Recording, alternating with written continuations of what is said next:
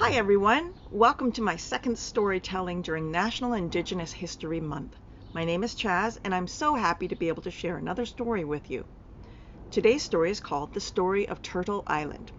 There are many different ways that this is told by different nations of First Peoples. This version is a traditional story of the Onondaga people. The Onondagas are part of the Iroquois Confederacy of 6 nations.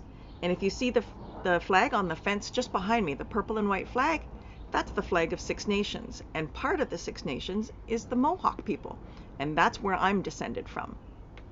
So now sit back and listen to the story of Turtle Island. Before the earth existed, there was only water. In the clouds was Skyland, where a sacred great tree grew.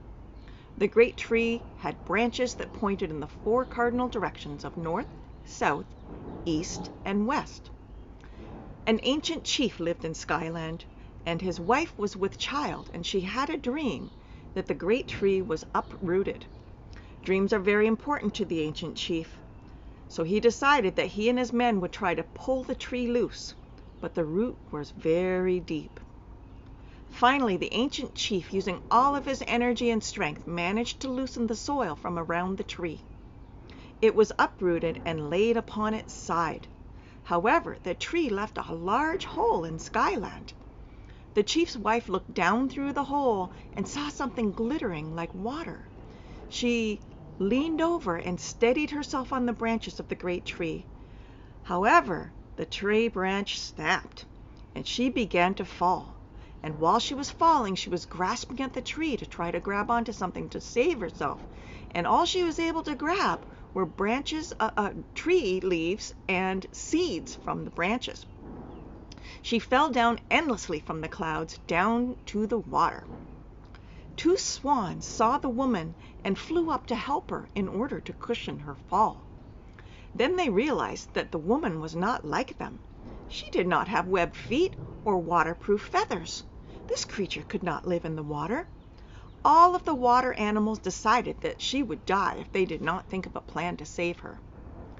After much discussion, they decided that she was made to live on Earth. However, the only Earth was at the bottom of the continuous oceans and streams. The duck, the beaver, and the loon all tried to dive down deep to bring up some earth from the bottom to the top of the water. They all failed. Then Muskrat decided to try. She took on a determined look and went up and down until she finally loosened some earth. However, they knew earth did not float on water, so Turtle volunteered to carry earth on his back. Muskrat put earth on Turtle's back, but her paw marks still remain to this day. After earth reached Turtle's back, it began to increase in size until it became what we call today Turtle Island, or North America. The swans flew down, carrying Sky Woman to her new home. Sky Woman relaxed and opened her hand that held those leaves and seeds from the great tree. The seeds fell to the earth, germinated, and many new trees grew on Turtle Island. Life had begun.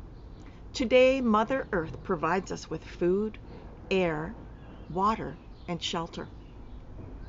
Turtle with the great tree on his back is the symbol of the Iroquois nation. And right here on my shirt is actually an image of an indigenous design of a turtle. I think that the muskrat was so very brave to dive down deep to bring some earth to put on the turtle's back in order to create Turtle Island.